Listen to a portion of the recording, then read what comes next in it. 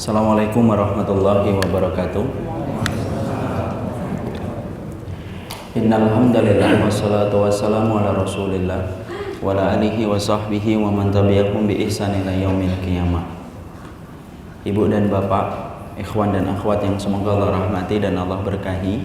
Alhamdulillah, segala kenikmatan yang telah Allah berikan, sempurna segala ketaatan kita, dan hanya kepada Allah kita bersyukur atas limpahan kenikmatan besar yang Allah telah berikan kepada kita. Semoga perjalanan ilmu yang kita kaji betul-betul mampu menyembuhkan penyakit yang ada di dalam diri kita. Karena sesungguhnya setiap manusia itu memiliki penyakit yang merupakan karakter dasar dia menjadi manusia. Penyakit yang menjadi karakter dasar dia menjadi manusia itu apa?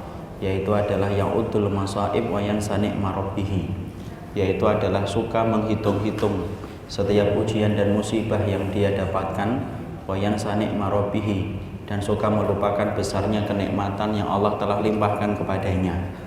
Inilah yang menjadikan kita senantiasa memiliki sifat yang semacam ini. Karena pada hakikatnya kita ini akuntan paling handal kalau sudah menghitung setiap ujian dan musibah, tetapi amnesia paling akut kalau sudah bicara tentang kenikmatan besar yang Allah berikan kepada kita. Makanya dengan kita mengkaji ilmu, kita berupaya untuk mengikis semua penyakit yang ada di dalam diri kita, supaya kita menjadi orang yang sebaliknya setelah kita sembuh dengan tetesan ilmu, menjadi akuntan paling handal kalau bicara tentang kenikmatan. Dan semoga kita selalu melupakan setiap besarnya ujian, karena sesungguhnya ujian seberat apapun yang menimpa kepada ana dan antum, ana dan anti, hanyalah seujung kuku di antara samudra kenikmatan yang Allah telah berikan kepada kita. Semoga ilmu mengokohkan kita dan tidak merapuhkan kita, ilmu menguatkan kita dan tidak membuat kita lemah, karena hakikatnya ilmu mengkoreksi kita dan membuat kenikmatan hati bagi orang yang beriman untuk mendapatkan kenikmatan mutlak dan maksimal dalam kehidupan kelak kita di akhirat. Tentunya sebelum kita menyampaikan, penting rasanya sebagai hamba yang lemah, tetapi kita ingin mengingatkan tentang salah satu perkataan yang disampaikan oleh Abdullah bin Mubarak, rubba amalin azimin tusagiruhun niyah wa rubba amalin sagirin tu'adzimuhun niyah. Sesungguhnya berapa banyak amalan yang besar itu menjadi rusak gara-gara salah menempatkan niat. Sebaliknya berapa banyak amalan-amalan yang kecil yang rusak, amalan yang kecil tetapi menjadi besar di sisi Allah gara-gara niat yang benar. Sesungguhnya berkumpul habis isya itu bukan pekerjaan yang ringan, karena sesungguhnya harusnya kita bercengkrama dengan anggota keluarga, menikmati teh hangat bersama dengan keluarga, serta dengan pisang goreng dan ketela goreng. Tapi kita kemudian ternyata merelakan diri untuk pergi dari rumah, berkumpul di majelis ilmu, menempuh perjalanan malam yang begitu dingin, maka semuanya itu tidak akan ada maknanya dan tidak ada pahalanya di sisi Allah kalau kita salah menempatkan niat. Inilah yang menjadikan kita, terutama yang menyampaikan, diperlukan untuk menjaga niatnya, dan supaya hati yang mendengar dan kuping yang membuka ketika mendapatkan ilmu, supaya kita ikhlas, supaya ilmu mampu menyelamatkan dalam kehidupan kelak kita di akhirat, insyaallah. Jamaah yang semoga Allah rahmati dan Allah berkahi, dalam kesempatan hari ini kita akan bicara tentang sisi lain dunia. Karena sesungguhnya terlalu banyak kita mendapatkan kajian tentang dunia dari para pebisnis, dari waktu kita kecil sampai kita dewasa. Bahkan dari kecil ketika kita SD sudah dididik bagaimana supaya kita menjadi pecinta dunia, rajin menabung pangkal kaya. Di situ kemudian kita dari kecil sudah diajarin supaya kemudian kita menjadi orang yang kaya dengan berbagai macam cara. Bahkan kalau kita tidak lupa memori pendidikan kita di waktu SD pun banyak guru-guru kita, mungkin karena mereka belum mengerti, guru-guru kita sering berkata, belajarlah yang rajin, belajarlah yang tekun, supaya nanti kalian berguna dan kalian mendapatkan apa yang kalian mau ketika kalian memiliki kepintaran dan kalian memiliki kepandaian. Jadi akhirnya semuanya rotasi dalam semua kegiatan kita, dari kecil sampai kita balik, sampai kita berusia dewasa, hanya satu, supaya kita menggenggam dunia dan itulah perkara yang sering kita dapatkan dari waktu kita beranjak kecil. Tentunya kita mengerti bahwasanya dunia itu ibarat mata pisau, di mana kemudian di satu sisi itu mampu memberikan manfaat, tetapi di satu sisi bisa mendatangkan mudarat yang besar. Karena tentunya kita tidak menafikan panggung kita ketika hidup di atas muka bumi ini. Ketika Allah memberikan kepada kita dunia, Allah memberikan kepada kita contoh-contoh nyata di dalam tataran sejarah yang ada dalam kehidupan manusia. Ada orang yang mendapatkan surga disebabkan dunia, tetapi tidak sedikit pula orang yang masuk neraka ke dalam azab yang pedih juga disebabkan karena dunia.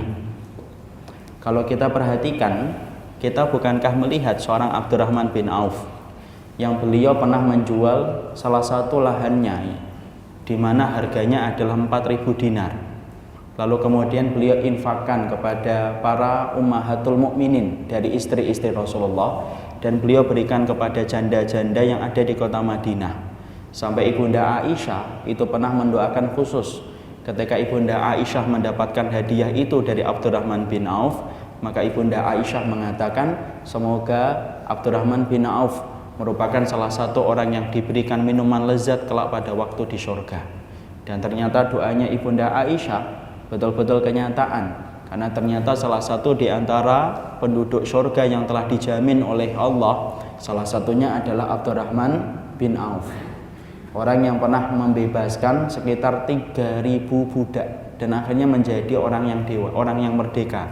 Itulah kemudian oleh Abdurrahman bin Auf, orang yang mana ketika beliau pernah kemudian menyedekahkan separuh hartanya di jalan Allah, baru saja menyedekahkan separuh hartanya, beliau kemudian bersedekah kembali 4.000 dinar untuk membantu dakwahnya Rasulullah. Dan itulah yang menjadikan seorang Abdurrahman bin Auf itu meninggal dunia dalam keadaan diridhoi, mendapatkan tiket jaminan surga, karena harta yang dia sedekahkan dan dia tanamkan di jalan Allah menjadikan Abdurrahman bin Auf menjadi salah satu penghuni surga. Bahkan hartanya tidak pernah habis. Makanya sampai-sampai kita mendapati salah satu riwayat yang disampaikan dari Ibnu Ishaq, seorang Abdurrahman bin Auf ini ketika beliau meninggal dunia, beliau meninggalkan sekitar 100.000 dinar kepada istri-istrinya. Padahal istrinya Abdurrahman bin Auf itu berapa? 4. Dikalikan 400.000 dinar, itu baru 4 istrinya, belum putra-putranya, dimana kemudian semuanya mendapatkan limpahan harta yang begitu banyak disebabkan harta yang didapatkan oleh Abdurrahman bin Auf itu begitu sangat besar. Beliau mendapatkan surga disebabkan karena dunia yang beliau genggam akhirnya menjadi jembatan beliau untuk mendapatkan ridho dan surganya Allah Subhanahu wa taala. Itu di satu sisi. Tetapi di sisi yang lainnya kita mengetahui betul berapa banyak orang-orang yang mereka itu disiksa oleh Allah dan dibenamkan oleh Allah ke dalam neraka, waliyadzubillah. Di mana kemudian penyebab mereka dimasukkan ke dalam neraka itu juga gara-gara dunia. Makanya sampai-sampai orang ketika dibenamkan di dalam neraka, Allah pun masih menghinakan penghuni neraka dengan kata-kata dunia. Dzuqu fitnatakum hadzallati kuntum bihi tasta'jilun.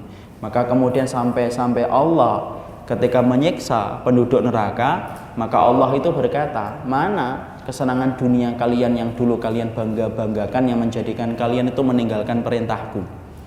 Jadi ternyata banyak sekali contoh nyata dalam kehidupan orang yang mereka tergelincir dari jalan yang Allah yang lurus, dan akhirnya tragis di kehidupan akhirnya juga disebabkan karena dunia. Makanya kita perhatikan, ada orang semacam Bal'am bin Bawra, orang yang hidup pada zaman Nabi Musa, di mana kemudian ketika beliau menjadi murtad, lalu kemudian mengikuti negeri Madain untuk menjadi sekutu Fir'aun, itu juga disebabkan karena iming-iming dunia. Karena tidak ada rayuan gombal yang paling hebat kecuali itulah yang diberikan oleh dunia.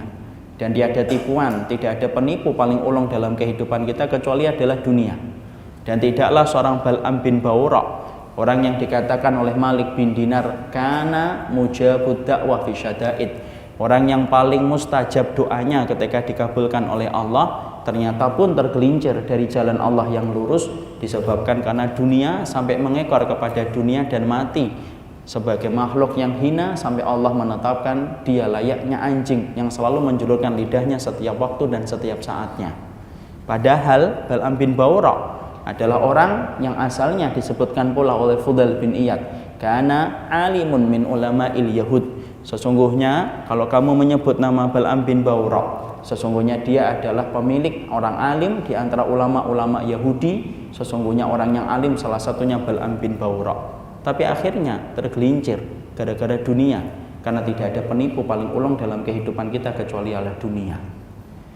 Kisah itu kemudian terulang kembali pada zaman sirahnya Rasulullah Shallallahu Alaihi Wasallam, sampai kemudian kita mendapati ada salah satu sahabat yang pun menjadi murtad. Karena ada sahabat yang menjadi murtad, bukan hanya Ubaidillah bin Jahsy yang murtad disebabkan pengaruh Nasara yang masuk ke dalam hati dan kalbunya sampai dia murtad di Habasyah. Tapi ada salah satu sahabat yang kemudian menjadi murtad, di mana beliau ini merupakan sahabatnya Abu Hurairah radhiyallahu anhu dan sahabat-sahabat yang lainnya, di mana namanya beliau adalah Rajal Unfuwah, salah satu sahabat yang dikenal sebagai sahabat yang solih. Saking solihnya orang ini dipilih oleh Abu Bakar. Ketika Abu Bakar menjadi khalifah, maka beliau menghadapi gerakan dua yang sangat besar, menghadang khilafah yang dipimpin oleh Abu Bakar. Maka kemudian dua itu apa? Yang pertama gerakan yaitu orang yang menahan zakat, yang kedua gerakan pemurtadan besar-besaran. Dan gerakan pemurtadan besar-besaran itu digawangi oleh salah seorang nabi palsu yang bernama Musailamah al-Kadzdzab. Dia punya satu tempat yang bernama Yamamah, ada ribuan orang yang mengikuti Musailamah al-Kadzdzab. Jadi salah satu nabi palsu yang besar di bawah kolong langit itu namanya Musailamah al-Kadzdzab. Karena apa? Karena kepintaran dan kelihayan dia di dalam membuat syair, banyak orang yang terkecoh, terpedaya dalam setiap syair yang dikumandangkan oleh Musailamah al-Kadzdzab. Tapi tahukah kita ketika kemudian sebelum diperangi, karena di dalam Islam itu tidak boleh memerangi kecuali memberitahukan terlebih dahulu, Abu Bakar mengirimkan delegasi sunnah. Siapa delegasi sunnah yang dikirimkan oleh Abu Bakar? Rajal Unfuwah. Dan tidaklah seorang laki-laki semacam Abu Bakar sampai memilih seorang laki-laki, kecuali pasti seorang Abu Bakar itu melihat kesolihan dari orang yang dia pilih. Tapi apalah daya, Rajal Unfuwah berangkat ke Yamamah dengan harapan yang membumbung tinggi, mampu untuk menyadarkan Musailamah al-Kadzdzab dan seluruh pengikutnya. Tapi apalah daya, Musailamah al-Kadzdzab ngerti bagaimana cara untuk memperdaya Rajal Unfuwah. Maka ditawarkan kepadanya harta dan iming-iming harta yang begitu banyak, supaya kemudian dia tergiur dan meninggalkan apa yang disampaikan oleh Abu Bakar, dan akhirnya menjadi pengikutnya Musailamah al-Kadzdzab dan menjadi tangan kanannya Musailamah al-Kadzdzab dengan iming-iming harta dan kekuasaan yang akan dia bagi kepada Rajal Unfuwah. Sampai akhirnya terjadi perang Yamamah, sampai kemudian akhirnya Masya Allah tragis, belum lama dia menikmati dunia yang dia dapatkan dari Musailamah al-Kadzdzab, dia mati bukan dalam keadaan beriman dan tidak layak mendapatkan doa dari ana dan antum karena dia murtad, dan dia mati dalam keadaan tragis menjadi pengikutnya nabi palsu yang bernama Musailamah al-Kadzdzab. Makanya sampai-sampai Abu Hurairah ketika melihat jasadnya, yaitu Rajal Unfuwah, antara sedih, gembira, lega, campur aduk jadi satu. Kenapa Abu Hurairah kok sampai semacam itu? Karena Abu Hurairah itu gembira. Karena apa? Karena apa yang diberitakan oleh Nabi tidak menimpa kepada dirinya. Sedih. Kenapa? Karena ternyata yang terjadi itu adalah sahabatnya dari apa yang diisyaratkan oleh Nabi. Apa isyarat Nabi saat itu ketika masih hidup Rajal Unfuwah? Yaitu Nabi pernah berkata bersama Abu Hurairah, Rajal Unfuwah dan sahabat-sahabat yang lainnya. Lalu Nabi kemudian bersabda, ada loh di antara kalian yang nanti mati menjadi murtad, lalu kemudian nanti saking Allah bencinya kepada yang murtad itu, Allah akan jadikan gigi gerahamnya sebesar gunung Uhud, saking Allah bencinya kepada orang itu. Dan antum harus paham, kalau penduduk neraka itu dijadikan raksasa dan besar itu bukan karena Allah merahmati, kala, enggak. Tapi ketika Allah itu menjadikan penduduk neraka itu besar, supaya ketika dibesarkan penduduk neraka, supaya tambah banyak rasa pedih yang dia rasakan ketika kemudian dibesarkan oleh Allah badannya. Contoh, kalau kemudian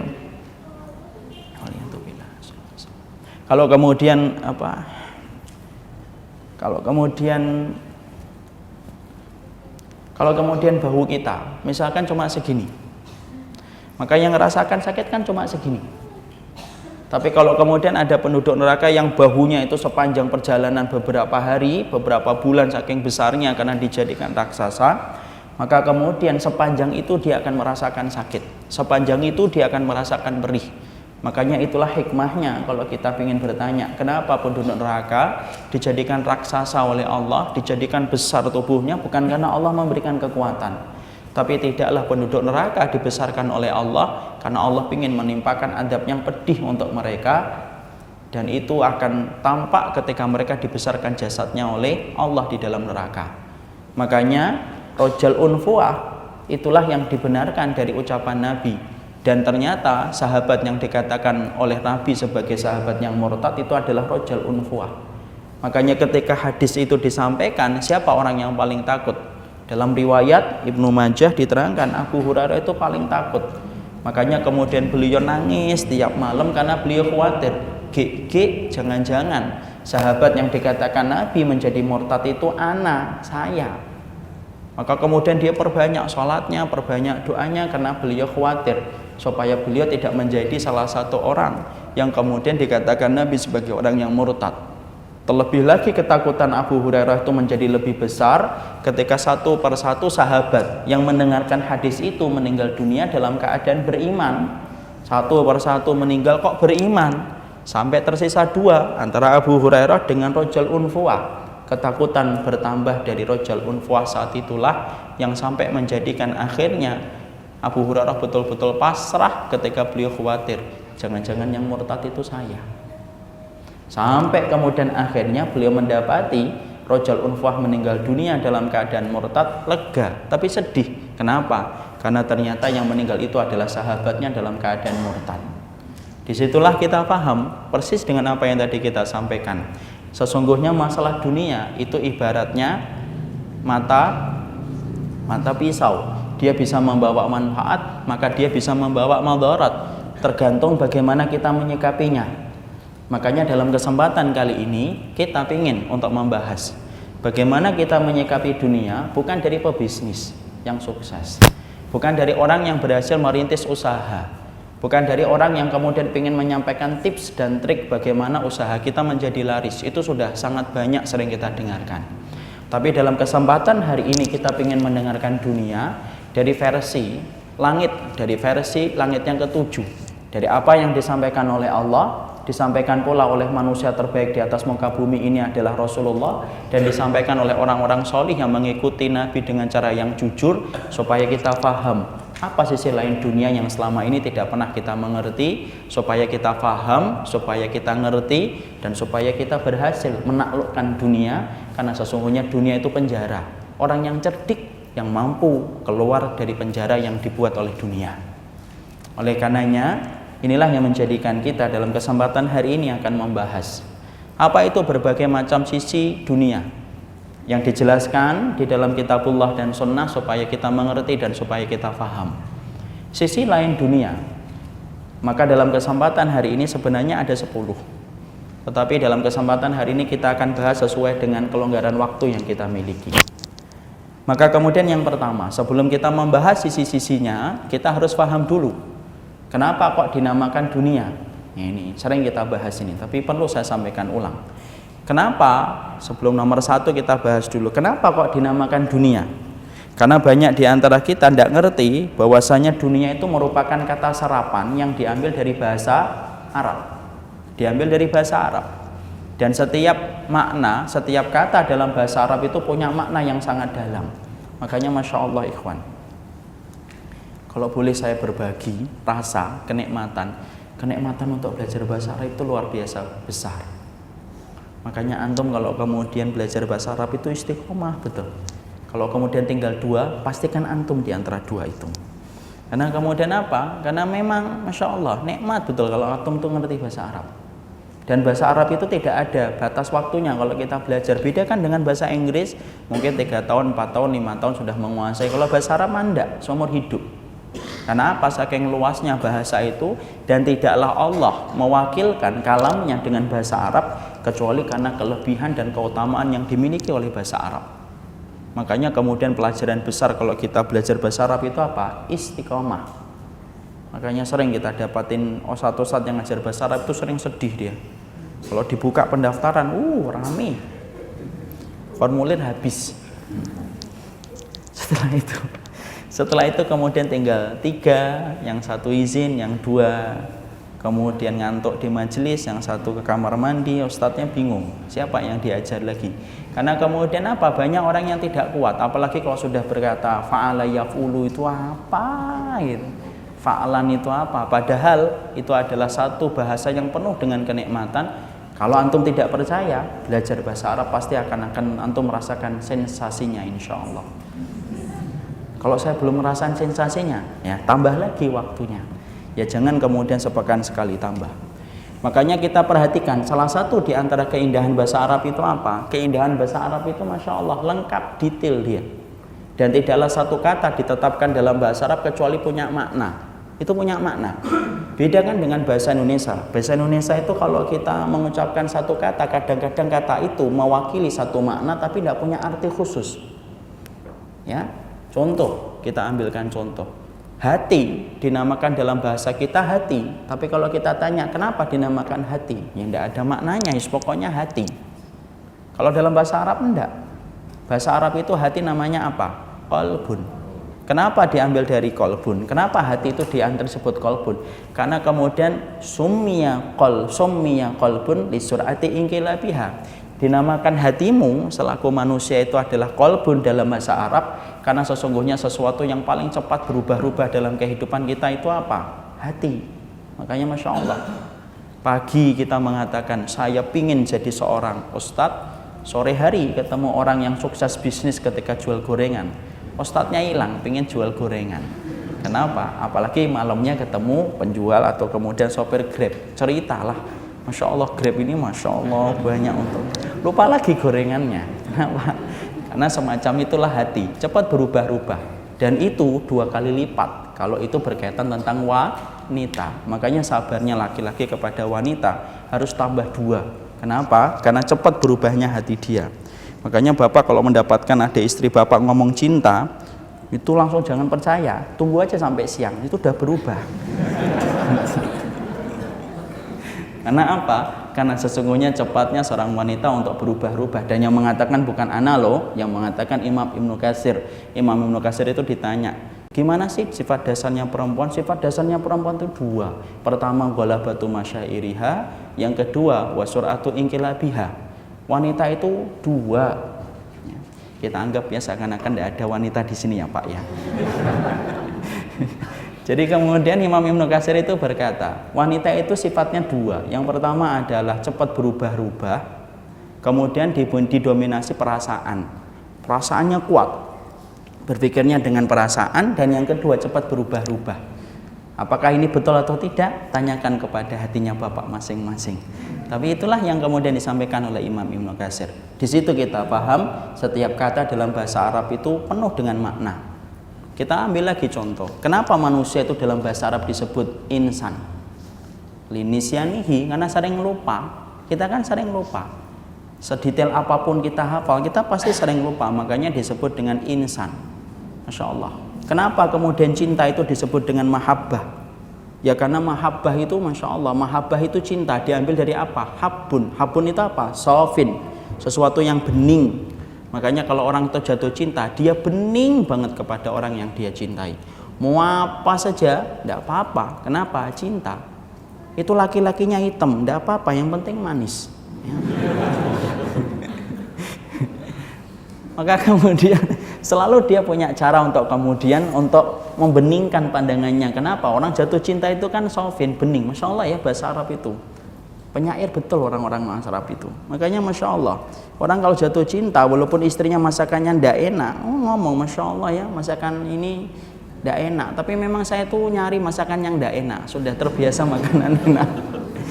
Itu contohnya. Makanya Masya Allah, itulah bahasa Arab. Pelajari bahasa Arab, tapi jangan hanya semangat sesaat. Cari mana kemudian yang kemudian mempelajari bahasa Arab. Sekarang kita belajar dulu. Kenapa dinamakan dunia? Dinamakan dunia itu, maka sesungguhnya Syekh Shaleh Munajjid dalam kitabnya Silsilatu A'malil Qulub, beliau menyampaikan dinamakan kehidupan kita ini dengan dunia karena 3 pertimbangan. Mungkin antum-antum sudah banyak yang tahu. Yang pertama, dani, karena sesungguhnya rendah. Jadi pada hakikatnya dunia ini tempat yang sangat rendah dibandingkan dengan surga yang Allah janjikan bagi ana dan bagi antum, dan semoga kita meraihnya. Jadi kemudian di situ dinamakan dunia itu apa? Karena rendahnya dibandingkan dengan surga yang telah diciptakan oleh Allah dan dipersiapkan oleh Allah bagi hamba yang beriman. Tidak ada tempat yang paling tinggi kecuali surga. Makanya Allah memberikan kata sifat ketika menyebutkan kata surga, fi jannatin aliyah, di surga yang paling tinggi. Tapi ketika Allah menyebutkan dunia, Allah sebutkan dengan kata rendah. Makanya Allah ketika menceritakan Allah menurunkan Nabi Adam, Allah katakan wa nazalna, kami turunkan. Dan kata turun itu tidak difahami kecuali dari atas ke bawah. Makanya kemudian tempat yang rendah. Ini tempat yang rendah. Makanya ketika kita meninggal dunia, disebutkan dalam riwayat Barra bin Azib, itu disebutkan manusia ketika dicabut ruhnya, disebutkan oleh Nabi fasaida ila sama. Sesungguhnya manusia itu kalau dicabut ruhnya, maka para malaikat itu membawa ruhnya itu ke atas. Kalau kemudian disebutkan Nabi ke atas, berarti maknanya dari bawah ke atas. Kenapa? Karena sesungguhnya kehidupan surga, kehidupan yang tinggi.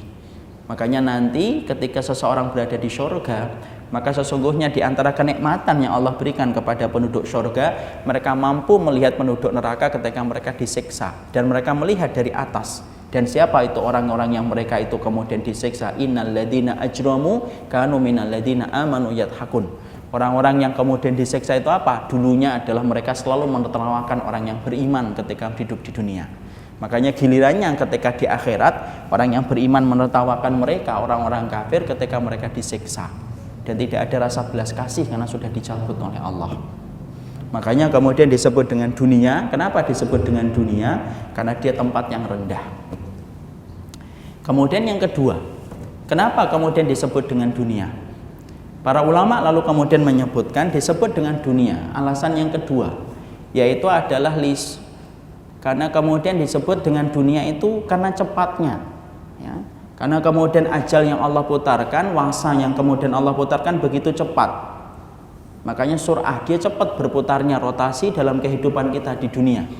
Makanya kita perhatikan kalau kita hidup di dunia itu tanpa terasa. Kelihatannya baru kemarin kita mendapati anak kita, baru kemarin kita tamat SD, tapi hari ini kita sudah mendapati kita punya anak 2 sudah SMP.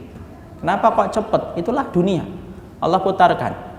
Makanya kelak penduduk neraka ketika mereka itu berada di neraka, mereka berkata sa'atam min naharim balagh, dalam surat Al-Ahqaf. Penduduk neraka itu ketika berada di dalam neraka, penduduk neraka itu berkata, ya Allah, dulu kami kehidupan dunia itu hanyalah sepenggal waktu siang yang sangat singkat. Tuh. Dan ternyata kan gitu. Kita coba mikir ibu, tidak usah kita jauh-jauh. Kita sekarang saja sudah memikirkan kehidupan dunia itu begitu cepat. Kadang-kadang kita balik ke kampung kita ngelihat tempat SD kita, SMP kita. Ternyata kita sudah puluhan tahun meninggalkan bangku SD, sudah puluhan tahun kita meninggalkan bangku SMP, cepat diputar oleh Allah. Apalagi ketika kita mendapati dunia sudah mendekati ajalnya di akhir zaman, maka lebih cepat diputarkan waktunya oleh Allah. Makanya sampai penduduk neraka ketika mereka itu dibenamkan di dalam neraka, wa yauma yu'radul ladzina kafaru 'alan nari adhabtum thayyibatikum fi hayatikumud dunya wastamta'tum biha, dan seterusnya ayat itu, mereka berkata hasa'atum min naharim balagh. Mereka berkata apa? Ya Allah, kami dulu di dunia itu cuma sebentar, hanya sepenggal waktu siang yang sangat sebentar. Dan ternyata waktu yang paling cepat itu ya waktu pagi menjelang siang, itu yang paling cepat. Coba kalau kemudian kita bangun, baru sebentar, kemudian sudah jam 6, baru sebentar jam 8, baru sebentar ya sudah jam 9, jam 10, sudah sepenggal waktu siang.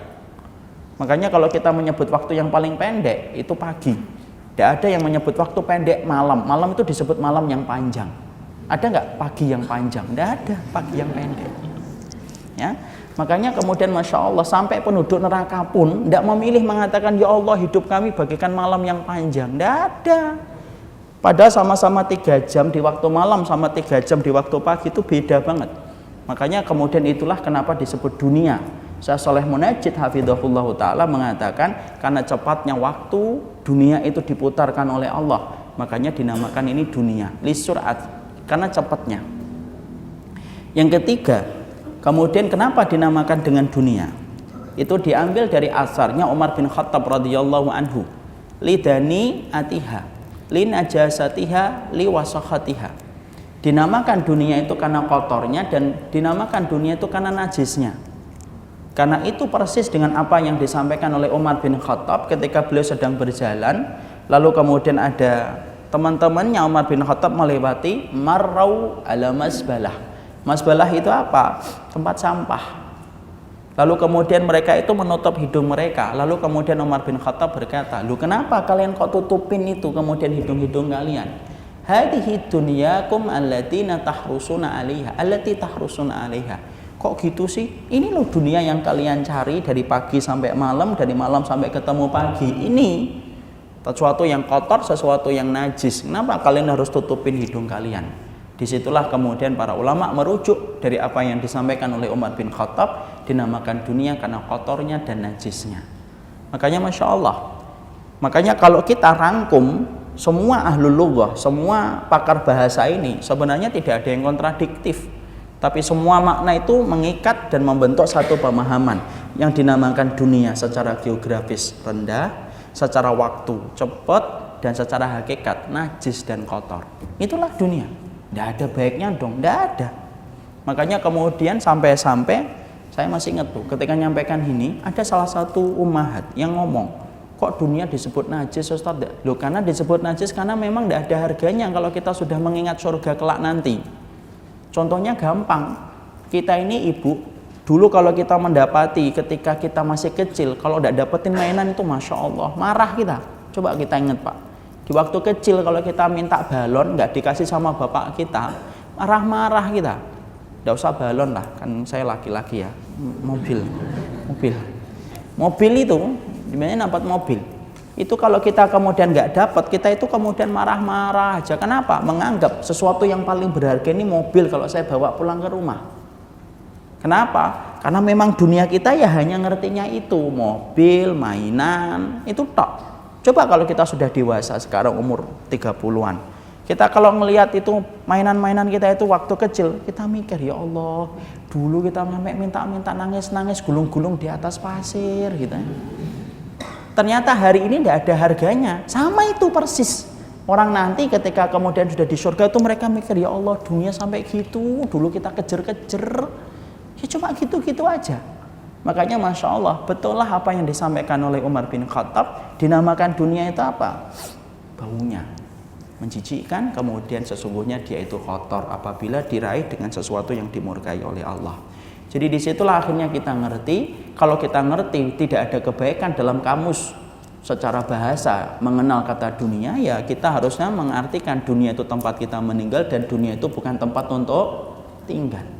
Dan kita harus memahami pula bahwasanya dunia itu kalau kita memperlakukan ya sebagaimana kita di bandara, sehebat apapun bandara pernah kita tinggali, kita tidak pernah pengen tertarik untuk tinggal di bandara.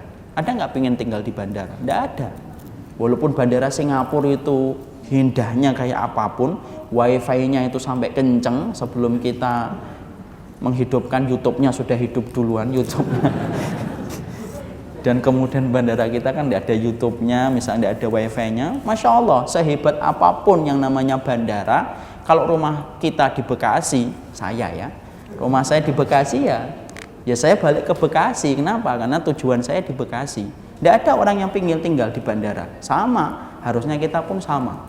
Bahwasanya dunia itu kayak kita di bandara, pada hakikatnya seindah apapun bandara ini, itu hanyalah tempat kita untuk berpindah. Dan begitu cepatnya waktu Allah putarkan dalam kehidupan kita di dunia. Makanya Masya Allah, kalau kita sudah ngerti, batasannya tipis dong Ustadz. Iya. Makanya sampai kemudian Syekh Utsaimin menerangkan, kalau kamu sudah ngertiin dunia itu cepat banget. Dan tidaklah ada orang yang terpedaya kecuali orang yang tidak paham tentang dunia itu sampai dia terpedaya. Makanya sampai Syekh Utsaimin itu cerita, Berapa banyak orang yang ketika di waktu paginya pakai kacamata, yang melepaskan kacamata itu orang lain. Berapa banyak orang kemudian kata Syekh Utsaimin, Masya Allah perkataan beliau indah betul, Allah merahmati. Sampai kemudian beliau menyampaikan berapa banyak orang yang pakai jubah, yang melepaskan jubah itu orang lain. Dan berapa banyak orang yang kemudian memakai sepatu, tetapi ternyata yang melepaskan sepatunya orang lain. Kenapa? Itulah dunia. Tipis banget batasan antara dunia dengan alam barzah, dan pasti kita akan pindah ke sana, di mana tempat itu adalah tempat yang kita tuju. Itulah dunia. Nah sekarang baru kita bahas. Apa itu sisi lain dunia? Makanya kemudian sisi lain dunia kita harus mengerti.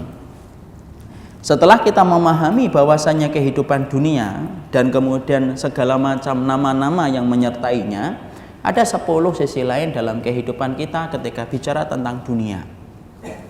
Yang pertama yang kita harus paham, dunia itu remeh, hina di sisi Allah. Tapi seremeh-remehnya dunia itu di hadapan Allah, tidak ada hisab yang paling detail Allah itu mengatur kehidupan manusia kecuali itu berkaitan tentang dunia. Itulah uniknya dunia. Paham enggak?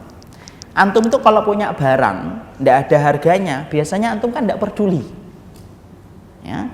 Misalkan antum punya handphone yang Nokia yang gede banget itu loh, yang masih ada antenanya. Antum buang balik ya. Kayak kemudian sepatunya Abu Qasim dibuang kemana-mana balik sampai Abu Qasimnya bingung bagaimana membuang sepatunya. Biasanya kalau kita punya barang yang sifatnya remeh, maka sesungguhnya kita tidak memperdulikan siapapun yang ngambil, silahkan, dan bahkan kita senang.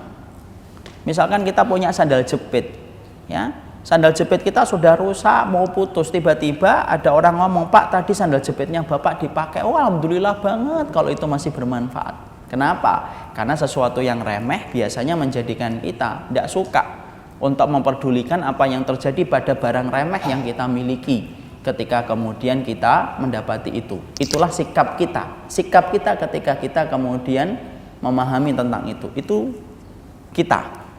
Ada seorang ibu-ibu dikasih tahu, Bu, jilbabnya kemudian ini hilang Bu, dijemur. Yang mana Mbak? Yang coklat atau yang biru atau yang hitam? Bukan Bu, yang merah. Oh yang merah. Memang dari dulu pengen saya buang, cuma saya tidak tega. Udah biarin, moga-moga bermanfaat. Kalau tidak bisa dijadikan jilbab, minimal buat selimutan, buat selimut. Itu kita. Tapi ternyata para ulama itu menyampaikan, Masya Allah ya, para ulama, Allah merahmati mereka. Para ulama itu nerangin, dunia itu rendah banget di sisi Allah. Rendah banget. Tapi walaupun dunia itu serendah itu di hadapan Allah, tetapi kalau sampai kita kemudian mengambil dunia itu dengan cara yang dibenci oleh Allah, kebencian Allah kepada orang yang sampai mengambil sesuatu yang hina itu di hadapan Allah, menjadikan Allah benci kepada orang itu. Itu masalah dunia. Sebelum kita membahas itu, kita perhatikan dulu. Apa itu kemudian kedudukan dunia? Tidak usah jauh-jauh, kita ambil satu riwayat saja yang disampaikan dari Ibnu Majah. Nabi sampai berkata, "Lau kanatid dunya ta'dilu janaha ba'udatin ma'awadahullahu minha biha kafiran walau bisakkin min ma'in." Rasulullah SAW sampai kemudian beliau bersabda, sesungguhnya kalaulah dunia ibarat kata itu kemudian keutamaannya seberat salah satu sayapnya seekor nyamuk, pasti kalau kemudian keutamanya lebih besar daripada sayapnya seekor nyamuk, maka pastinya Allah tidak akan mungkin berikan dunia itu kepada orang kafir walaupun seteguk air. Itu untuk menggambarkan bagaimana dunia itu di hadapan Allah. Makanya dalam satu riwayat yang sahih sampai kemudian Rasulullah itu pernah mendapatkan bangkai seekor kambing yang sudah kemudian mati, kemudian kambing itu dalam keadaan cacat, diangkat oleh Nabi, lalu kemudian Nabi memberikan tamsil. Siapa di antara kalian yang mau untuk mendapatkan ini? Tidak ada satupun sahabat yang mau. Ya Rasulullah, kalaupun hidup kita aja mikir-mikir lah karena batin itu, apalagi masih dalam keadaan bangkai. Lalu Rasulullah kemudian berkata, demi Allah sesungguhnya pandangan Allah tentang dunia lebih rendah daripada pandangan kalian tentang bangkai kambing ini. Masya Allah. Di situ kita sepakat dunia itu hina. Tapi ternyata Masya Allah, walaupun dunia itu adalah merupakan sesuatu yang remeh, tidak ada harganya di sisi Allah, tapi ingat loh, tidaklah perkara yang paling berat mengurusi dalam urusan hisab kita nanti, dan tidak ada satu perkara yang paling cepat untuk menjerumuskan orang ke dalam neraka dan menjadikan orang itu paling dibenci oleh Allah kecuali itu dunia. Padahal kalau menurut logika kita, ya biarin aja, kalau memang dunia itu remeh, kenapa Allah mengatur dunia? Ya itulah bedanya.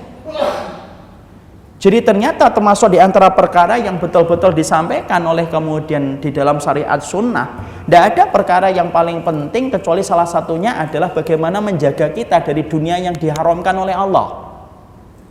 Ya, makanya sering saya sampaikan, Imam Ibnu Rajab Al-Hambali sampai menerangkan intinya sunnah itu cuma 3: hadis Umar, hadis Aisyah, dan hadis Nu'man bin Bashir.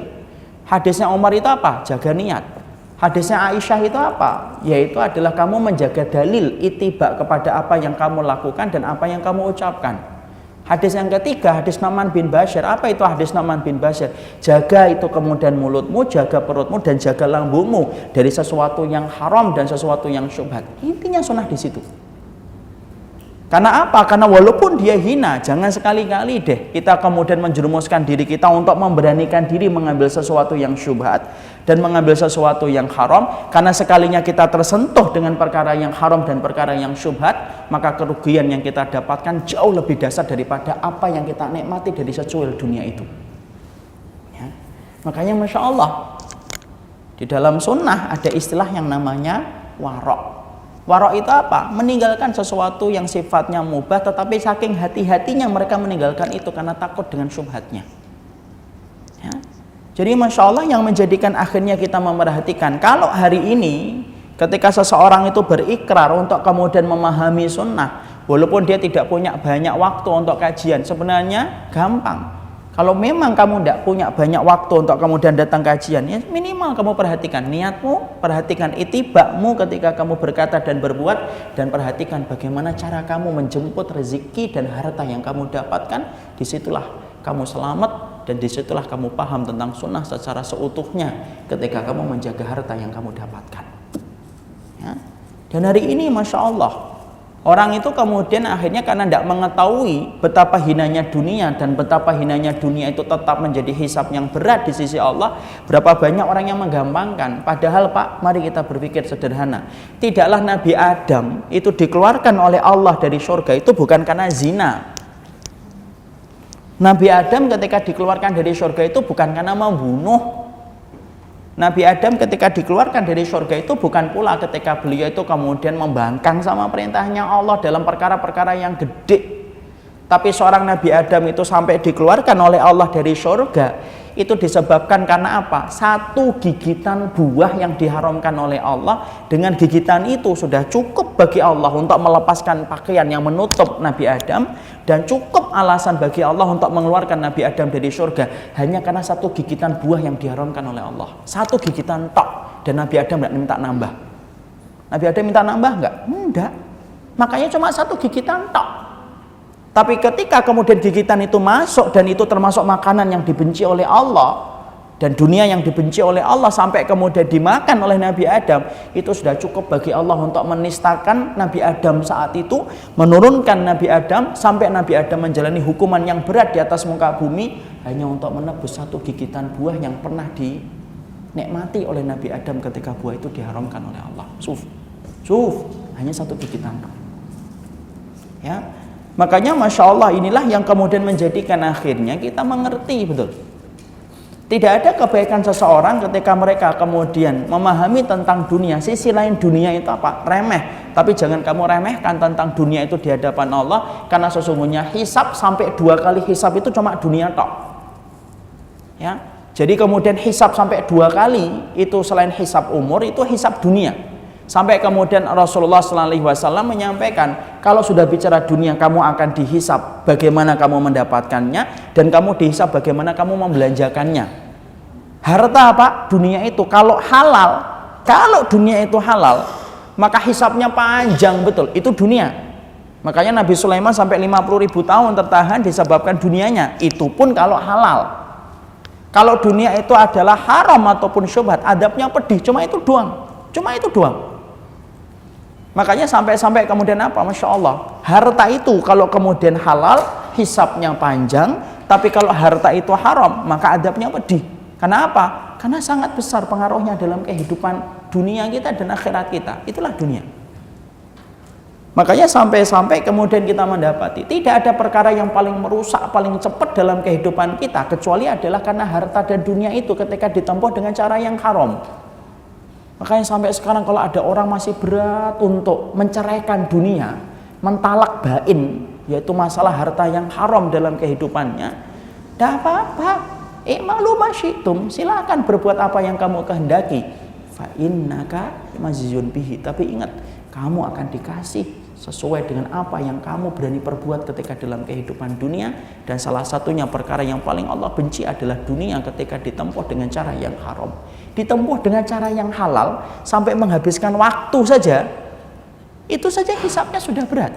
Antum nih dari pagi sampai kemudian tengah malam, antum kemudian mencari dunia itu halal, tapi sampai melalaikan antum kepada agama Allah, melalaikan antum kepada kewajiban kepada Islam, maka itu antum akan dihisab.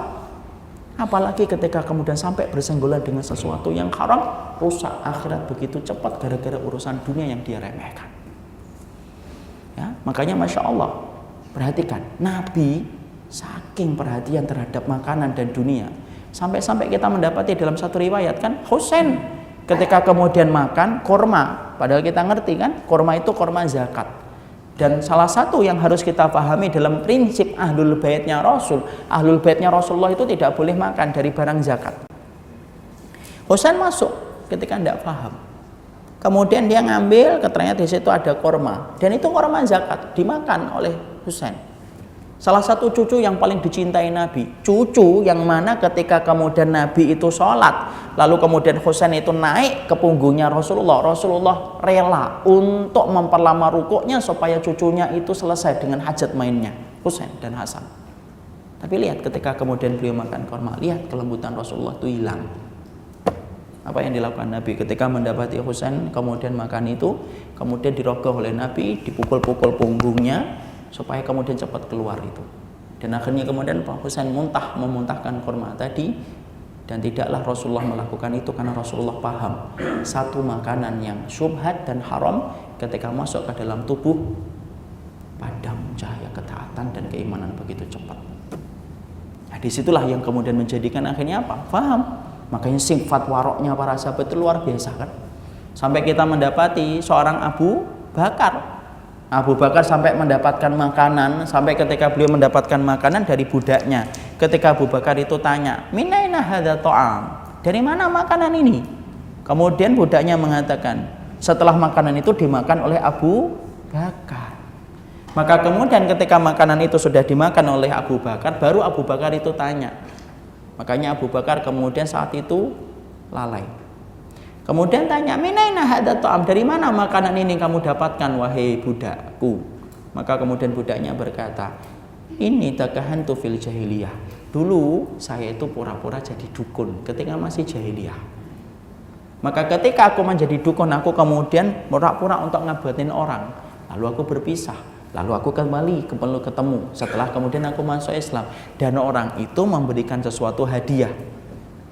Mungkin disebabkan karena dulu jampi-jampiku itu bermanfaat, mungkin sembuh dia. Kalau kita pikir tidak ada faedahnya, sudah tidak apa-apa, insya Allah halal. Itu kita ya. Kita kan dikit-dikit insya Allah halal, dikit-dikit insya Allah darurah, ya kan, dikit-dikit kemudian itu ada ribanya, tidak apa-apa insya Allah darurah, kan gitu. Maka kemudian tidak itu dilakukan oleh Abu Bakar. Abu Bakar langsung merogoh apa yang ada di dalam kerongkongannya. Dia berusaha mengeluarkan, sampai-sampai kemudian para perawi yang melihat kejadian itu mengatakan, aku seakan-akan melihat bagaimana kemudian ruhnya Abu Bakar itu seakan-akan keluar bersama dengan makanan yang dimuntahkan oleh Abu Bakar, karena semangatnya Abu Bakar untuk mengeluarkan makanan itu. Kenapa? Abu Bakar tahu kalau sudah ngendep di dalam tubuh, itu yang akan menjadikan semua keimanan, ketaatan, dan potensi kebaikan itu menjadi mati ketika kemudian mendapatkan asupan dari makanan yang haram. Itulah para ulama terdahulu. Makanya Masya Allah, tidak ada perkara yang kemudian harus kita perhatikan. Sisi lainnya dunia, hina ikhwan. Dunia kita itu hina di hadapan Allah. Tetapi kehinaan itu akan menjadi lebih hina ketika sampai kemudian kita tempuh dengan cara yang haram, dengan cara yang kemudian dibenci oleh Allah Subhanahu wa taala. Makanya pertama kali ketika kemudian kita sudah hijrah, orang kalau sudah hijrah, kalau saya ditanya, "Ustadz, saya mau hijrah, apa pertama kali yang harus saya lakukan?" Saya lalu ngomong, pertama niat yang ikhlas karena Allah ketika hijrah. Dua, langsung bersihkan harta antum, karena sesungguhnya disitulah potensi kemaksiatan itu akan muncul kembali ketika kamu masih terikat dengan harta-harta yang haram dan harta-harta yang syubhat. Ya, sekarang kita lihat, ya, uang kita mana yang syubhat, mana kira-kira muamalah-muamalah yang masih berkaitan dengan sistem-sistem yang dibenci oleh Allah. Hindari ikhwan. Talak bain itu kalau mampu, tidak usah talak roji'i lagi, ya, langsung ditalak bain supaya kemudian tidak ketemu lagi. Kenapa? Keselamatan akhirat kita tergantung kepada dunia yang kita miliki. Makanya Masya Allah, anak-anak kita, kalau kita hari ini kemudian mendapati anak-anak kita kok susah mereka kemudian menjalankan ketaatan, jangan buru-buru salahkan anak.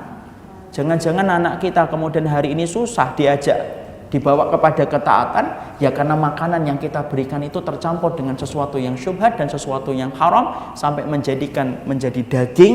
Dan ketika menjadi daging, ikhwan, anak-anak itu tumbuh. Setiap kita ngomong, "Nak, Rasulnya ngomong gini," kemudian perkataan itu didengar oleh telinga anak kita, ketika masuk ke hatinya dipadamkan oleh daging yang haram yang pernah kita berikan kepadanya. Kenapa?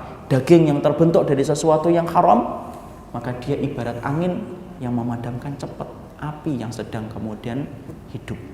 Inilah yang menjadikan akhirnya apa? Menyapih betul. Kira-kira apa yang kemudian haram, apa yang syubhat, dan kita mulai di situ. Kenapa? Tidak akan mungkin antum adalah orang yang paham sunnah sampai kemudian antum menyapih dari semua yang haram dan semua yang syubhat. Dan jangan gampang-gampang mengatakan darurah. Kalau memang darurah, silahkan masyi jalan. Tapi kalau memang kemudian jangan menggampang-gampangkan. Kadang-kadang dikit-dikit darurah, dikit-dikit darurah. Padahal darurah itu ada kadarnya, baru kapan disebut dengan darurah. Dan kapan kemudian tidak boleh disebut dengan darurah dengan begitu gampang. Itu yang pertama. Jadi tolong bersihkan harta, karena sesungguhnya sisi lain dunia itu apa? Hina. Tapi tampak hina ketika sampai bersenggolan dengan sesuatu yang diharamkan oleh Allah Subhanahu wa taala. Karena sesungguhnya harta itu kalau sudah memang miliknya kita, tidak usah nyenggol yang haram pun akan jadi miliknya kita. Makanya sampai Imam Ibnu Qayyim sampai mengatakan dunia itu kayak bayang-bayang. Kalau memang sudah milik kita, ya tinggal gampang balikkan badan kita, maka dunia tetap mengikutin kita. Lah kalau sudah ditetapkan oleh Allah, lalu kenapa kemudian kita harus nguber sesuatu yang haram, sesuatu yang syubhat? Kalau memang sudah ditetapkan oleh Allah dan tidak ada perhitungan yang paling adil kecuali perhitungan yang ditetapkan oleh Allah. Dan ini saya sampaikan betul kepada setiap bapak-bapak ini. Kenapa? Bapak ini menentukan betul bagaimana kebaikan keluarga kita itu tergantung betul dari harta yang kita bawa. Ya. Dan sesungguhnya harta yang haram itu yang menyebabkan hilangnya keberkahan di dalam keluarga kita. Ketika hilang rasa kecukupan itu ya karena harta yang haram. Masih ingat dialognya Imam Syafi'i bersama dengan muridnya? Ada salah satu Imam Syafi'i itu muridnya. Muridnya itu ngomong kepada Imam Syafi'i, "Wahai Imam Syafi'i, iya, saya itu punya gaji 4 dirham. Kok enggak pernah cukup ya? Kira-kira apa yang kamu berikan kepada saya supaya harta saya itu cukup bagi saya?" Kemudian Imam Syafi'i nanya, "Lah kamu kerjanya apa?" Di dalam kitab gak disebutkan, cuma disebutkan amil tu kada wa kada. Saya bekerja ini dan bekerja ini. Imam Syafi'i diam. Kemudian dia berkata, "Sudah, kamu bilang sama majikanmu kurangi gajimu dari 4 jadi 3. Masya Allah, kurangi jadi 3 saja. Maka kemudian akhirnya apa? Muridnya ketika mengetahui itu, anak dulu kan memang betul-betul ingin benar ya. Kalau orang dulu ketika tanya, ya sudah ngomong ke majikannya. Itu kalau ustadz yang hari ini ada yang ngomong kayak gitu, muridnya langsung geger itu di grup. Mosok saya disuruh ngurangin, bisa jadi gurunya ditahdir langsung. Maka kemudian saat itu Imam Syafi'i mendapati kemudian ngomong kayak gitu karena muridnya itu betul-betul ya, karena saat itu orang itu tanya sama Imam Syafi'i itu ya jujur karena pengen mendapatkan ilmu. Ya sudah, dia ngomong sama majikannya, tolong kurangi dari 4 menuju 3. Masya Allah, ini majikan kalau kayak gini pasti nyari fatwanya Imam Syafi'i. Maka kemudian dikurangi. Masya Allah. Saya itu ketika baca mau tidak percaya, susah wong riwayatnya sahih di dalam kitabnya para murid-muridnya Imam Syafi'i, dalam perjalanan hidupnya Imam Syafi'i, dalam beliau menyampaikan fatwa. Mau tidak percaya kok kelihatannya ngawang ya. Tapi itulah iman, kita harus percaya. Maka kemudian ketika sudah dikurangi menjadi 3 dirham, cukup atau tidak cukup? Tidak cukup. Maka kemudian dia berkata kembali kepada Imam Syafi'i, wahai Imam Syafi'i, ternyata dari 4, ketika kamu perintahkan saya untuk mengurangi jadi 3, kok tetap tidak cukup ya? Ya, berarti kemudian 2. Kamu ngomong, kamu majikanmu 2. Logika masuk atau tidak masuk? Tidak masuk, logika tidak masuk itu. Sama sekali tidak masuk. Dari 4 menuju ke 3, dari 3 menuju ke 2. Ya sudah.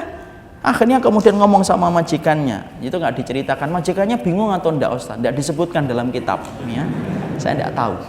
Maka kemudian dari 3 kemudian menuju ke 2, Maka kemudian ketika menuju ke 2 sampai kemudian akhirnya 1 bulan berikutnya akhirnya ketemu lagi dengan Imam Syafi'i, dan ketika bertemu dengan Imam Syafi'i, maka kemudian akhirnya dia berkata, gimana setelah kamu mendapatkan 2? Masya Allah, wahai Imam Syafi'i, setelah kemudian gajiku cuma 2 dirham, cukup banget apa yang saya dapatkan. Masya Allah.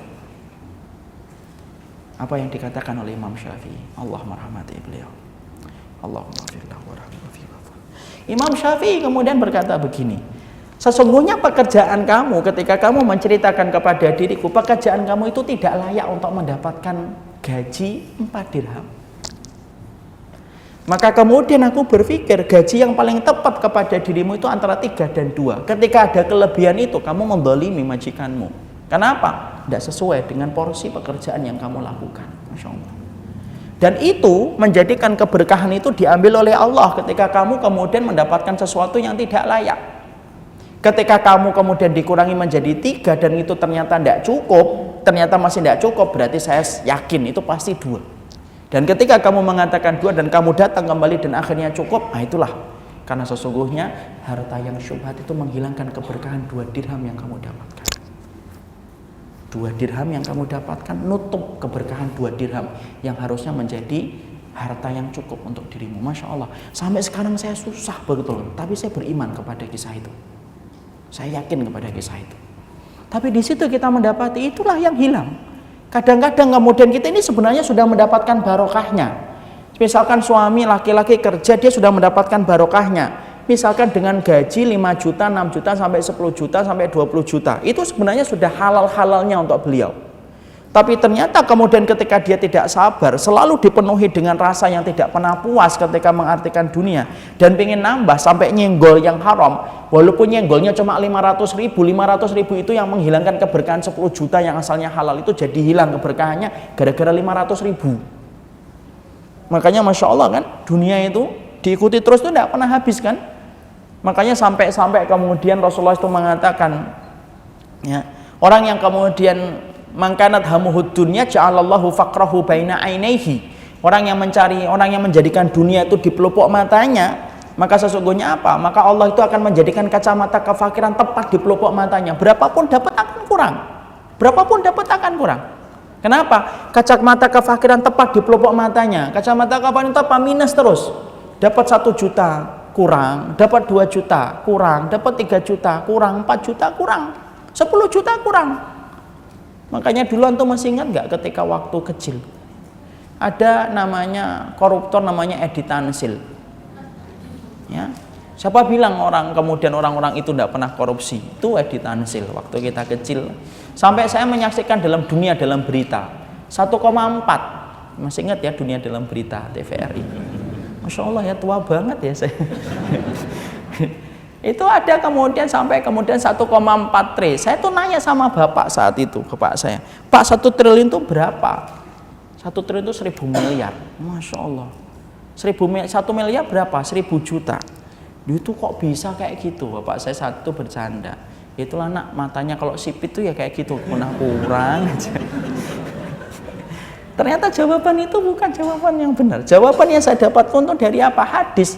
Ternyata kemudian apa? Mangkanat hamuhud dunia, barang siapa orang yang keinginannya cuma dunia tok itu, maka Allah akan jadikan kacamata kefakiran tepat di pelupuk matanya, ya berapapun yang tidak akan cukup. Dan akhirnya ketika tidak merasa cukup, diimbangi lagi dengan istri yang kemudian juga tidak merasa cukup, sudah nyenggol yang haram, nyenggol yang syubhat. Sampai ketika akan meninggalkan yang haram, istrinya menghalangi suaminya untuk melakukan itu. Ya sudah. Akhirnya apa? 10 juta yang halal nyenggol 1 juta 2 juta yang syubhat masuk ke dalam kantong. 10 juta ini hilang keberkahannya. Ibarat susu, kalau sudah kena kotoran satu saja, satu susu itu akan hilang faedahnya untuk diminum hanya karena satu kotoran cicak yang masuk ke dalam susu, satu ember. Akhirnya orang jijik untuk kemudian meminumnya. Itulah keberkahan. Jadi makanya Masya Allah yang menjadikan akhirnya kita memahami keberkahan itu yang kemudian akan menjadikan hilang. Dan akhirnya kan sekarang gitu. Coba kita lihat, hari ini mungkin Allah kemudian membukakan kepada kita banyak dunia. Tapi apa? Hilang keberkahan kita terhadap makna dunia dan syukurnya kita terhadap dunia. Saya pernah belajar dari seorang ibu-ibu yang kemudian maaf ya, dia pakai kemudian apa? Sawek tangannya untuk kemudian bernasyid, bukan nasyid ya, mungkin tasyair apa? Di perempatan jalan. Ketika saya mengadakan safar dengan keluarga di salah satu kota kecil di daerah Jawa Tengah. Kemudian ketika kemudian beliau datang, karena saya paham ya kalau saya ikhwan. Gini, kalau saya pengamen kita sepakat lagu itu haram. Tapi kita harus paham ikhwan. Kadang-kadang orang yang ngamen itu ngerti nggak kalau lagu itu haram? Enggak. Kadang-kadang memperlakukan itu harus beda. Kadang-kadang kasih. Kenapa? Dengan doa. Semoga dia bisa meninggalkan itu dan menggantikan dengan yang lebih baik. Kenapa? Tidak semua pengamen ikut taklim, akhi. Mau nyetel YouTube pulsanya tidak cukup. Jangan antum kemudian sikapi sebagaimana antum yang ikut taklim sudah ngerti kalau lagu itu haram, musik itu haram. Tidak bisa lah. Dia nyetel YouTube pulsanya tidak cukup. Tapi sebagaimana antum yang ikut taklim sudah ngerti kalau lagu itu haram, musik itu haram, tidak bisa lah. Tapi sebagaimana antum yang ikut itu haram, musik itu haram, tidak bisa lah.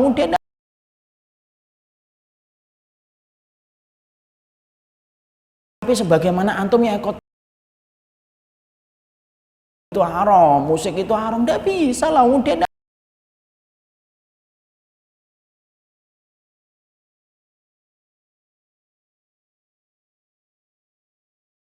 Itu haram, musik itu tapi sebagaimana antum yang ikut haram, tidak bisa lah.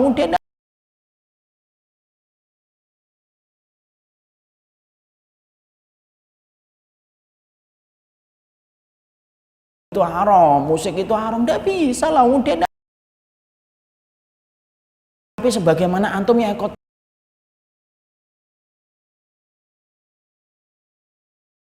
itu haram, musik itu haram, tidak bisa lah. Tapi sebagaimana antum yang ikut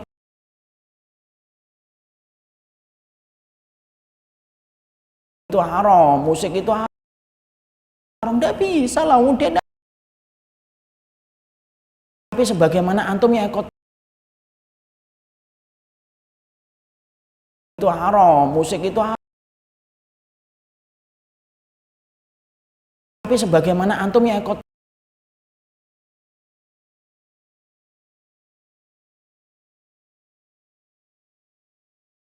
tapi sebagaimana antum yang ikut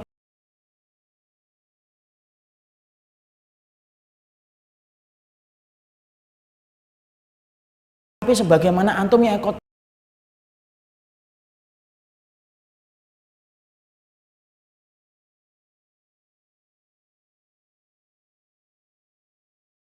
tapi sebagaimana antum yang ikut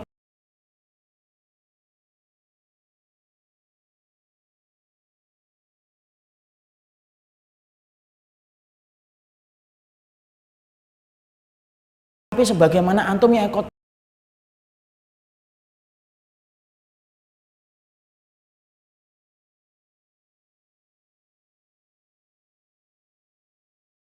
tapi sebagaimana antum yang ikut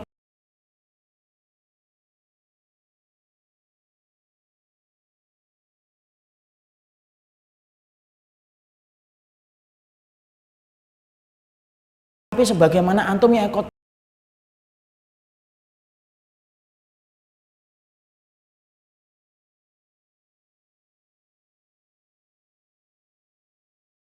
Tapi sebagaimana antum ya ikut.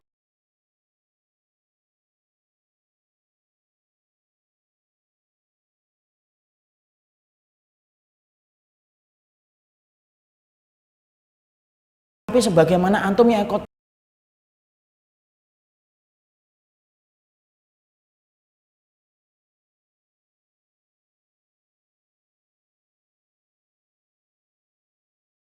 Tapi sebagaimana antum ya ikut.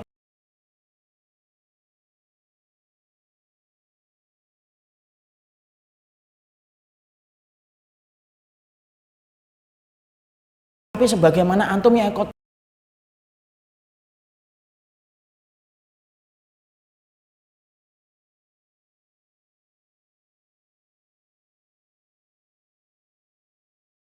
Tapi sebagaimana antum ya ikut.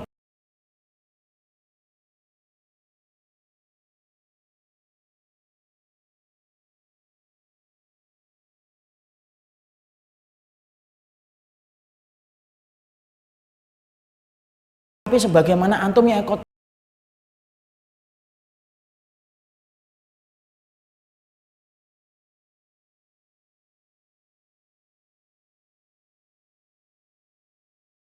Tapi sebagaimana antum ya ikut.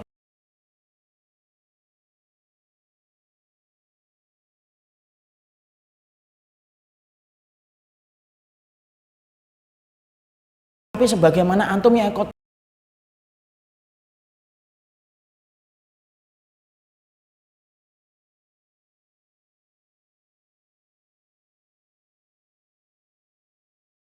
Tapi sebagaimana antum ya ikut.